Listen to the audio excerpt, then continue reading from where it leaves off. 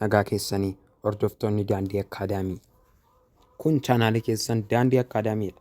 Kun saayinsii waliigalaa kitaaba barataa kutaa torbaffaati jechuudha. Kitaaba barataa kutaa torbaffaa waliin ilaalla. Boqonnaa 4 geenyeerraa boqonnaa 4ffaa waliin ilaalla jechuudha. Kun simisteera lammaffaadha waan ta'eef simisteera lammaffaa kanatti boqonnaa 4 baay'een keessan boqonnaa 4 ni geessu jedhee yaade. Kanaafuu boqonnaa 4 jalqabee simisteera lammaffaa barumsa keenya boqonnaa 1 fi 2 fi 3 immoo barattaniitu waan ta'eef jedheen dhiise yeroo biraa isin hojjetama. Ammaaf garuu boqonnaa 4ffaarraa jalqabna. Maaliif akka isiniin mijatuuf. Boqonnaa 4ffaan maal jedhaa? Seelii akka bu'uura lubbu qabeeyyiitti jedha. Kana jechuun maal jechuudha?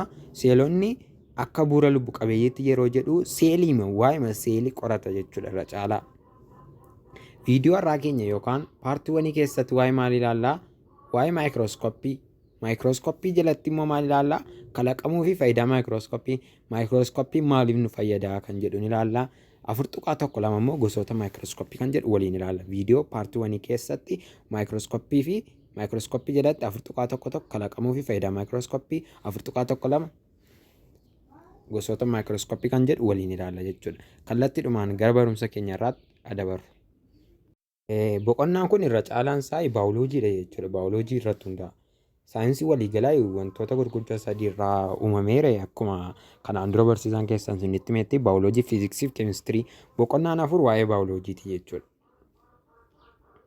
Seensaa dubbisaa maayikirooskooppii jedha. Maayikirooskooppii ilaalla jechuudha. 4.1 maayikirooskooppii. Tooppikii keenya irraati. Maayikirooskooppiin maal jedha? Jechi maayikirooskooppii jedhu jechoota Giriikii lama irraa dhufe. Isaanis maayikiroos jechuun xiqqoo fi iskooppeen jechuun immoo ilaaluu yoo ta'u, maayikirooskooppii meeshaa optikaalaa leensii yookiin leensota qabu ta'ee wantoota xixiqqoo ija qullaa qofaan mul'achuu hin dandeenye guddisee mul'isudha. Kana jechuun maal jechuudha? Beektuugaa maayikirooskooppii jechuun maayikiroos jechuun maal jechuudha jennee xixiqqoo jechuudha. Maayikiroos jechuun xixiqqoo jechuudha. Iskooppeen jechuun immoo maal jechuudha? Ilaaluu jechuudha. Akkuma waliigalaatti wantoota xixiqqoo ija qullaan hin mul'anne maal godhaa? Guddisee mul'isa. Maayikirooskooppiin xixiqqoo erga ta'e yookaan xiqqoo erga ta'e iskooppeeniin immoo ilaaluu ta'e maayikirooskooppii jechuun wanta xiqqoo ilaaluu yookaan wantoota xixiqqoo ija qullaadhaan hin mul'anne ilaaluuf kan nu fayyadudha jechuudha. Haala kamiin? Guddisee mul'isuudhaan jechuudha. Kana kalaqamuu fi faayidaa maayikirooskooppii kan jedhu ilaallu. Kalaqamuu fi faayidaa maayikirooskooppii. Orgaanizimoonni hammaan garaagarummaa qabu. Amma orgaanizimii guddaan jira, orgaanizimii xiqqaan jira. Kan ijaan mul'atan jiru, kan ija qullaadhaan hin mul'anne jiru jechuudha. Kan ijaan hin mul'anne jechuudha. Orgaanizimoonni baay'een xixiqqoo ta'anii ija qullaan hin mul'anne jiru. Maal jedha? Orgaanizimoonni ija qullaan hin mul'anne jiru. Isaan kana ilaaluudhaan maal nu barbaachisa? Maayikirooskooppii nu barbaachisa. Isaanis maayikiroo orgaanizimoota jedhamu jechuudha. Ilaa kana qabadhaa. Orgaanizimoonni ija qullaadhaan hin mul'anne maal jedhamu? Maayikiroo orgaanizimoota jedhamu jechuudha. Maayikiroo jechuun maal jenneerra sila? Xixiqqoo jenneerra hiree. Kanaafuu maayikiroon xixiqqoo argatee maayikiroo orgaanizimoota jechuun maal jechuudha? Orgaanizimoota xixiqqoo jechuudha. Kana jechuun immoo warreen ija qullaadhaan hin mul'anne jechuudha. Maayikiroo orgaanizimoonni kanneen maayikirooskooppii fayyadamuun ilaaluun ni danda'ama. Ammoo kanneen ija qullaan hin mul'anne maayikiroo orgaanizimoota kana maayikirooskooppiidhaan ilaalla jechuudha. Akkas jedha bara 1665 akka lakkoofsa Awurooppaatti namni lammii biyya Ingilizii ta'e Rooberti Huuk maayikirooskooppii tolcheen solloqqee mukaa yommuu daawwatu kutaalee xixiqqoo hedduu argate jedha. Jalqaba namni maayikirooskooppii tolche eenyudha? Roobert Huuk jedhama. Nama biyya Ingiliziitii qabadhaa. Namni maayikirooskooppii tolche bara 1665tti Roobert Huukidha. Namtichi kun erga maayikirooskooppii tolche maal godhee muka jechuudha. Qolasaa yookaan solloqqee kan jedhamu quncisee maayikirooskooppii isaa jala kaa'ee ilaale. Yeroo ilaalu kana maal ilaale? Uraa wayii arge jechuudha. Uraa yookaan kutaalee xixiqqoo hedduu arge jechuudha. Kutaalee xixiqqoo kana immoo maal jedhee moggaase? Seelii jedhee moggaase jechuudha. Namni yeroo jalqabaaf Roobert Huuk jedhamu namni maayikirooskooppii tolchee seelii ilaale jechuudha. Seelii mukaa ilaale yookaan solloqqee ilaale jechuudha. Kutaalee xixiqqoo hedduu kanas seelii jedhee moggaase. Namni seelii moggaase eenyudha? Roobert Huuk. Kana qabadhaa jechuudha. Jechi seelii jedhu yeroo kana booda hojiirra ooluu eegale jechuudha. Bara 1665 booda hojiirra ooluu eegale. Bara 1673 akka lakkoofsa Awurooppaatti immoo namni biyya Hoolaandii ta'e. Nama biyya Hoolaand jechuun karaa biraatiin Hoolaandii biyya Neezerlaandis jechuudha. Maqaan Hoolaandii fi Neezerlaandii tokkuma namni biyya Neezerlaandii ta'e Antooni Van Leeuwenhoek namni jedhamu Antooni Van Leeuwenhoek maayikirooskooppii dhiifama qofaatu na qabe. Maayikirooskooppii Roobert Hooke caalaa baay'ee fooyya'aa ta'e tolche. Amma jalqaba Roobert Hookitti tolcheere ergasii immoo waggaa meeqa booda 1665 inni irra inni jalqabaa sana booda waggaa 8 booda yookaan 1673 Antooni Van Leeuwenhoek maal godhe innis maayikirooskooppii kan Hooke kan caalu tolche jechuudha.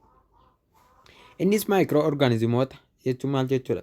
Warreen ija qullaan hin mul'anne innis maayikiroo orgaanizimoota seel-qeenxee adda addaa kan akka baakteeriyaa, paaraamiisiyemii akkasumas sanyii kormaa yookaan spermii yeroo jalqabaa maayikirooskooppii isaa fayyadamuun kan daawwate yoo ta'u fakkii isaanii kaasuun waa'ee isaanii ibsuu danda'eera jechuudha. Kanaafuu maayikirooskooppii namni jalqaba kalaqe Roobert Hooke. Namni jalqaba seelii jedhee moggaase Roobert Hooke bara 1665.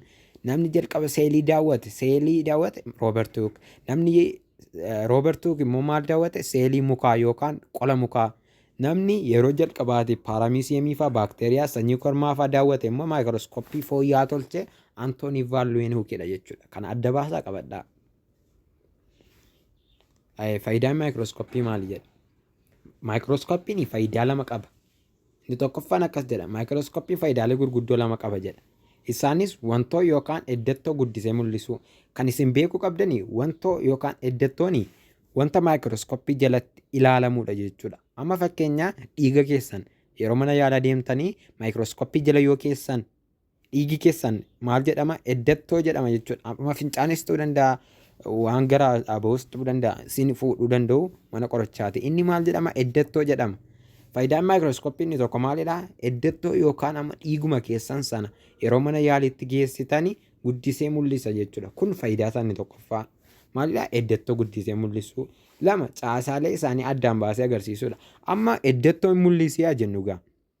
Wanti sun hin guddate malee qulqullina qabu. Garuu immoo kan qulqullina isaa dabalu yookaan amma yeroo wanta tokko bilbiluma keessaniin ofitti buttan ofitti yeroo buttan qulqullina hin qabaataa akkasa yeroo ofitti hin bunne amma zuum gaafa gootanii 10 faarra keessanii qulqullina hin qabaatu jechuudha. Qulqullina sana maayikirooskooppii keessatti fiduudhaan maaltu gargaara?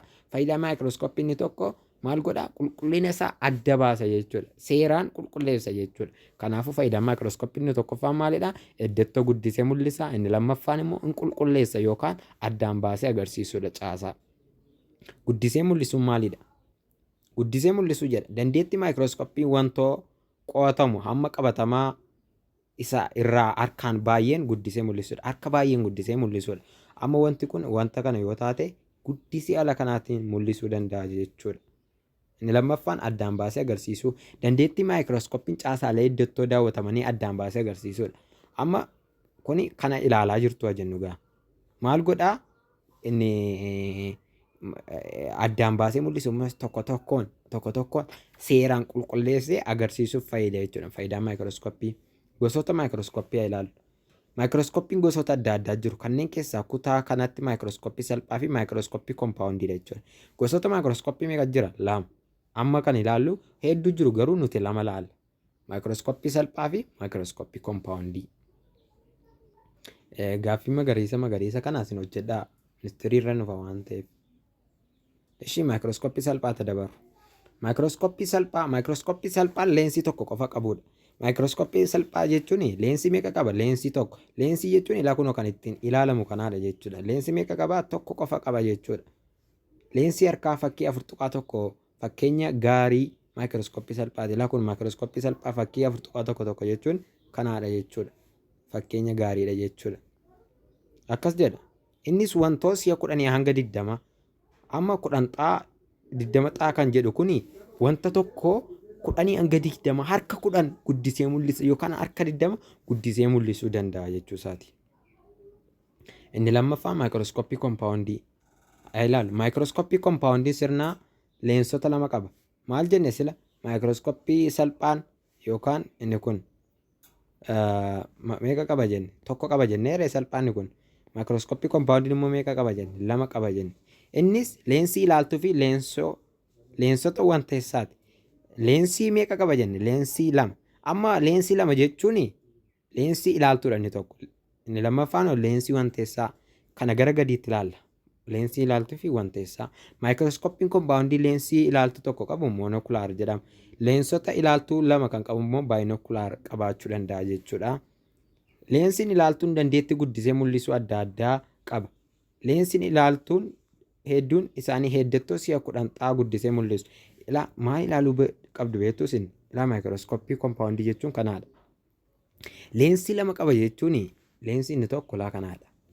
Leensii maaliif jedhamti? Ilaaltuu. Maaliif ilaaltuu jedhame? Asiin ilaaltu iji keessaniin. Leensiin wanteessaan immoo kunuunsa kanaadha. Inni kun immoo maalidhaa? Wanta ilaalamu sana asii gadi sinii ilaalchisa jechuudha. Wanta ilaaltan sana ittiin adda baasee seeraan ilaaluudhaaf sin gargaara jechuudha. Leensii isheen kun yeroo baay'ee al 10 mul'ifti. Leensii isheen kun immoo ala 4 mul'isuu dandeessi. Kanaafuu walumaa gala maayikirooskoppiin kun meeqafaa mul'isa? 10 baay'isuu 4 40 fa'aa mul'isuu danda'a. Kana agarsiisuu barbaadeeti jechuudha. Akkas jedha leensii ala asitti maal qabachuu qabdu beektu isin? Leensii lama qaba jenneerra ilaaltuu fi wanteessaadha malee amma leensii lama qaba jechuun isa kana miti. Namoonni baay'ee leensii lama jechuun kana lama qaba se'u. Inni kun leensii lama osoo hin taane leensii ilaaltuu jedhama. Leensii ilaaltuu lama qabaachuu danda'a. Leensiin ilaaltuu dandeettii guddisee mul'isuu adda addaa qaba jedha.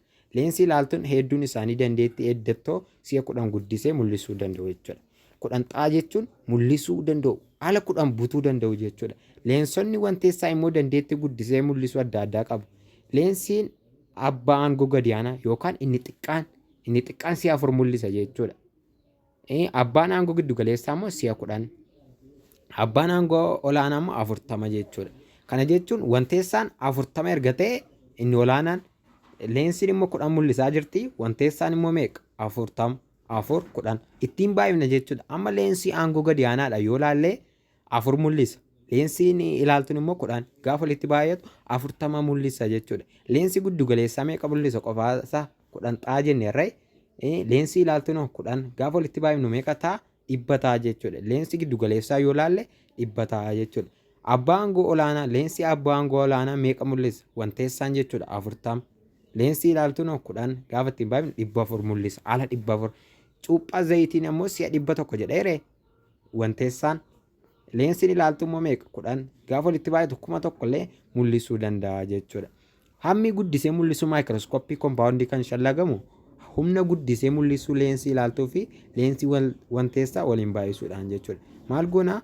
Humna guddisee mul'isuu leensii ilaaltuu fi humna guddisee mul'isuu leensii wanteessaadhaan baay'ifna jechuudha. Alaa asirratti ilaaluu dandeessu. Kuni humna guddisee ilaaltuu leensii wanteessaa amma leensii ilaaltuu yoo 10 ta'e amma inni kun ilaashee kana si'a 10 mul'isti jennu gaa. Wanteessaan immoo meeqa jira asirra? 1 2 3 jira jedhe isaan keessaa isa tokko fudhannu gaa. Jijjiiramuu ni danda'a kun. Ishee tokko kana fudhannu. Isheen kun immoo 20 mul'isti jennu. Inni kun immoo 10 mul'isti jennu. Maayikirooskoppiin meeqa mul'isa jechuudha? Akka walii galaatti 200 mul'isaa jechuudha. Kanaafi kanaan yoo ilaalle. Haala kanaatiin leensii ilaaltuu baay'isuu leensii wanteessaadhaan aangoon maayikirooskooppii yookaan maayikirooskoppiin hammam akka inni guddisu ilaaluu dandeenya jechuudha. Barattoota barumsa keenyarraa kanuma irratti goolamnaa paartii lammaffaa qaamolee gurguddoo maayikirooskooppii kompaawundii kan jedhuun walitti deebina. Hagasittuu nagaan naaf tura.